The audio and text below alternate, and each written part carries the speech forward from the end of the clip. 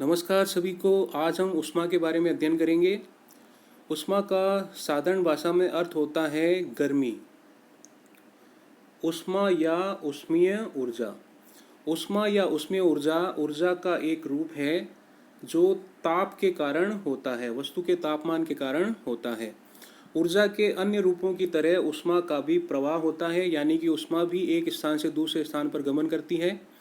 किसी पदार्थ के गर्म या ठंडे होने के कारण उसमें जो ऊर्जा होती है उसे ऊष्मीय ऊर्जा कहते हैं। जो पदार्थ गर्म होते हैं उनकी ऊष्मीय ऊर्जा अधिक होती है, जो पदार्थ ठंडे होते हैं उनकी ऊष्मीय ऊर्जा कम होती है। अब हम ऊष्मा के सुचालक और कुचालक पदार्थों के बारे में समझते हैं। जिन पदार्थों में ऊष्मा का संचरण या प्रवाह आसानी से हो जाए उन्हें सुचालक पदार्थ कहते हैं, जैसे लोहा, सोना, चांदी, तांबा, पानी, मानव शरीर आदि। और इसके ठीक विपरीत जिन पदार्थों से ऊष्मा का संचालन या प्रवाह आसानी से नहीं हो पाता उन्हें कुचालक पदार्थ कहते हैं, जैसे सूखी लकड़ी, प्लास्टिक, रबड़, हवा, कांच आदि। ऊष्मा का स्थानांतरण। साधारण भाषा में ऊष्मा के स्थानांतरण का तात्पर्य होता है ऊष्मा का एक स्थान से दूसरे स्थान पर गमन करना। भिन्न तापांतर वाली वस्तुओं के मध्य ऊष्मा का आदान प्रदान होना ऊष्मा का स्थानांतरण कहलाता है। भिन्न तापांतर वाली वस्तुओं का तात्पर्य है वे वस्तुएं जिनके तापमान में अंतर हो।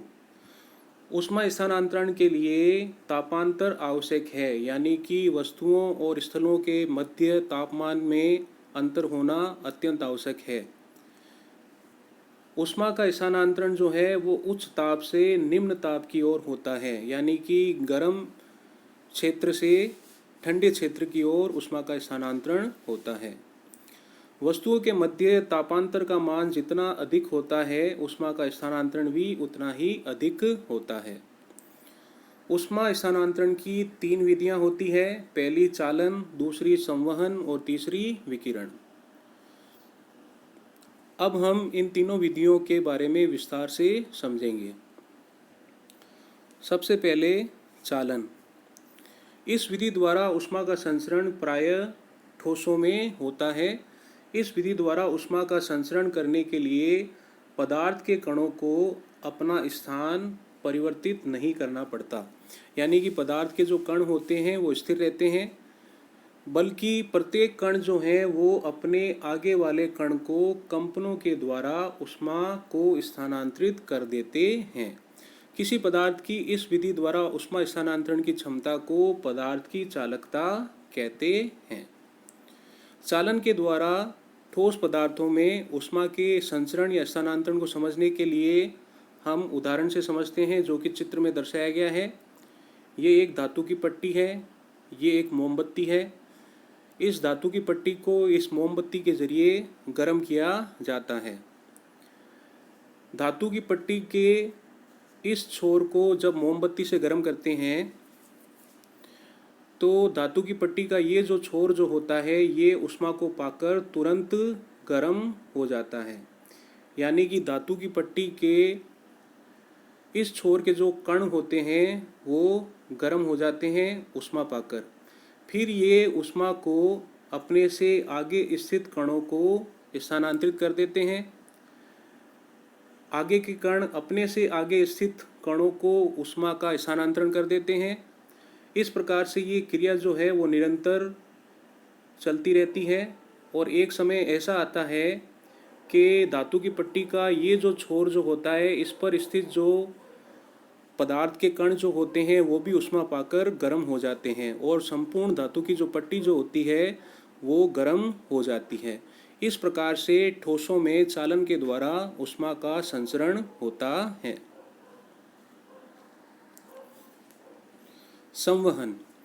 इस विधि से ऊष्मा का चालन द्रव तथा गैसों में होता है तथा इस विधि में ऊष्मा का स्थानांतरण करने के लिए पदार्थ के कण अपना स्थान बदलते रहते हैं, यानी कि पदार्थ के कण जो होते हैं वो गतिशील होते हैं और गतिशील रहते हुए ऊष्मा का संचरण करते हैं। जब जल को किसी बर्तन में गर्म किया जाता है तो जल के वे कण जो बर्तन की तली में रहते हैं पहले गर्म हो जाते हैं और गर्म होकर हल्के हो जाने के कारण ऊपर उठते हैं, जिन्हें संवहन धारा कहा जाता है। और ठंडे कण भारी होने के कारण नीचे आ जाते हैं और इस प्रकार से पूरा का पूरा जो जल जो होता है वो गर्म हो जाता है। इस प्रकार से द्रवों में संवहन की क्रिया के द्वारा ऊष्मा का संचरण होता है। इसे हम चित्र के द्वारा, उदाहरण के द्वारा समझते हैं। एक फ्लास्क लेते हैं और फ्लास्क में जल भर लेते हैं और इस जल को बर्नर की सहायता से हम गर्म करते हैं। जब फ्लास्क में स्थित जल को बर्नर की सहायता से गर्म किया जाता है, ऊष्मा दी जाती है, तो बर्नर की पेंदे में स्थित जो जल के जो कण जो होते हैं वो बर्नर से ऊष्मा पाकर गर्म हो जाते हैं। गर्म होकर हल्के होकर ये ऊपर की ओर गमन कर जाते हैं, ऊपर की ओर चले जाते हैं। और ऊपर स्थित जो जल के कण जो होते हैं वो ठंडे होते हैं और भारी होने के कारण वो नीचे आ जाते हैं और ये नीचे आकर ये भी गर्म हो जाते हैं और ये भी ऊपर की ओर गमन कर जाते हैं। इस प्रकार से ये जो चक्र है, ये जो प्रक्रिया है वो निरंतर चलती रहती है और एक समय ऐसा आता है कि फ्लास्क का जो संपूर्ण जो जल होता है वो गर्म हो जाता है। इस प्रकार से जल में संवहन की क्रिया के द्वारा ऊष्मा का संचरण होता है। अब हम गैसों में, वायु में ऊष्मा का जो संचरण है वो भी संवहन के माध्यम से होता है। इसको भी एक उदाहरण से समझते हैं। इसके लिए हम एक मोमबत्ती लेते हैं, इस मोमबत्ती को जलाते हैं और अपने हाथ को मोमबत्ती से कुछ ऊपर इस प्रकार से मोमबत्ती के ऊपर रखते हैं। हाथ और मोमबत्ती में कोई संपर्क नहीं है। मोमबत्ती को जब जलाते हैं तो कुछ समय पश्चात हमारा जो हाथ जो होता है वो गर्म हो जाता है, उसमें जलन महसूस होती है। ऐसा क्यों होता है, आइए जानते हैं। जब हम मोमबत्ती को जलाते हैं तो मोमबत्ती के समीप स्थित जो वायु जो होती है वो ऊष्मा पाकर गर्म हो जाती है और ऊपर की ओर गमन करती है और हमारे हाथ से टकराती है और हाथ से टकराकर ये गर्म वायु जो है वो ऊष्मा को हमारे हाथ को स्थानांतरित कर देती है, जिससे हमारा हाथ गर्म हो जाता है, हमारे हाथ में जलन महसूस होती है।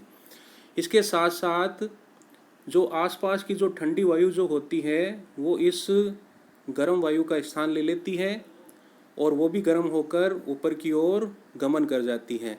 तो ये प्रक्रिया जो होती है वो निरंतर व अनवरत चलती रहती है। इस प्रकार से वायु में संवहन की क्रिया के द्वारा ऊष्मा का संचरण होता है। विकिरण, इस विधि द्वारा ऊष्मा के संचरण के लिए किसी भी माध्यम की आवश्यकता नहीं होती। यह महत्वपूर्ण है, अर्थात इसके द्वारा ऊष्मा का संचरण निर्वात में भी होता है, जबकि चालन और संवहन द्वारा ऊष्मा के संचरण हेतु माध्यम की आवश्यकता होती है। तो चालन और संवहन के द्वारा ऊष्मा के संचरण के लिए माध्यम होना आवश्यक है, जबकि विकिरण के द्वारा ऊष्मा संचरण के लिए माध्यम की आवश्यकता नहीं पड़ती। सूर्य के द्वारा पृथ्वी पर जो ऊष्मा आती है वो विकिरण विधि के द्वारा ही आती है, जो कि चित्र में दर्शाया गया है। सूर्य से जो ऊष्मा जो होती है वो रेडिएशन या विकिरण के द्वारा पृथ्वी पर पहुंचती है, क्योंकि सूर्य से पृथ्वी पर ऊष्मीय किरणों को आने के लिए, ऊष्मीय ऊर्जा को आने के लिए निर्वात से होकर गुजरना पड़ता है और निर्वात में केवल विकिरण विधि से ही ऊष्मा का संचरण हो सकता है। जब हम किसी हीटर के सामने बैठते हैं तो हमें इसी प्रक्रम यानी कि विकिरण के द्वारा ऊष्मा प्राप्त होती है। ज्वाला से हटाकर रखा कोई गर्म बर्तन ठंडा होते समय अपनी कुछ ऊष्मा का विकिरण जो है वो परिवेश को स्थानांतरित कर देता है। हमारा शरीर विकिरण के द्वारा ही परिवेश यानी कि वातावरण को ऊष्मा देता है और विकिरण के द्वारा ही वातावरण से ऊष्मा ग्रहण करता है। सभी गर्म पिंड विकिरणों के रूप में ऊष्मा विकिरित करते हैं। जब ये ऊष्मा विकिरण किसी अन्य वस्तु से टकराते हैं तो इनका कुछ भाग परावर्तित हो जाता है, कुछ भाग अवशोषित हो जाता है और कुछ भाग जो होता है वो पारगमित हो जाता है। ऊष्मा के अवशोषित भाग के कारण ही वस्तु का तापमान बढ़ता है। तो इस प्रकार से हमने विकिरण के द्वारा ऊष्मा के संचरण को समझा। अब हम एक ही चित्र, एक ही उदाहरण के माध्यम से ऊष्मा संचरण की तीनों विधियों को समझने का प्रयास करते हैं। इसके लिए हम एक धातु का पात्र लेते हैं। इस धातु के पात्र में जल को भरते हैं और इसे ज्वाला या अग्नि की सहायता से गर्म करते हैं, ऊष्मा प्रदान करते हैं। तो इस प्रक्रिया में ऊष्मा संचरण की तीनों विधियों के द्वारा ऊष्मा का संचरण होता है। जो धातु के पात्र में जो जल होता है ये संपूर्ण रूप से गर्म हो जाता है। इसमें ऊष्मा का जो संचरण होता है वो संवहन विधि के द्वारा होता है। धातु का पात्र जो है वो ऊष्मा पाकर गर्म हो जाता है और धातु के पात्र का जो हत्था होता है वो भी गर्म हो जाता है और उसकी गर्मी की वजह से हमारे हाथ में जलन महसूस होती है, गर्म महसूस होती है। तो ये जो ऊष्मा का संचरण जो है वो चालन विधि के द्वारा होता है। इसके अतिरिक्त जो आसपास का जो वातावरण जो होता है उसमें जो ऊष्मा का जो स्थानांतरण है, ऊष्मा का जो संचरण जो है वो विकिरण विधि के माध्यम से होता है।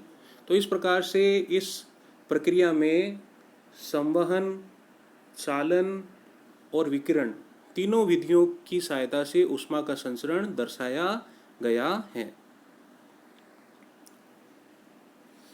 गर्मियों में हम सफ़ेद या हल्के रंग के कपड़ा पहनना पसंद करते हैं, जबकि सर्दियों में हम काले या गहरे रंग के रंगीन कपड़े पहनना पसंद करते हैं और वो हमारे लिए आरामदायक होते हैं। ऐसा क्यों, आइए जानते हैं। गर्मियों में हम सफ़ेद रंग या हल्के रंग के कपड़े पहनना पसंद करते हैं क्योंकि सफ़ेद रंग जो होता है, हल्के रंग जो होते हैं वो उनके ऊपर पड़ने वाली ऊष्मीय विकिरणों का काफ़ी भाग यानी कि अधिकांश भाग परावर्तित कर देते हैं, जिससे हमें गर्मी कम लगती है, ठंडक महसूस होती है।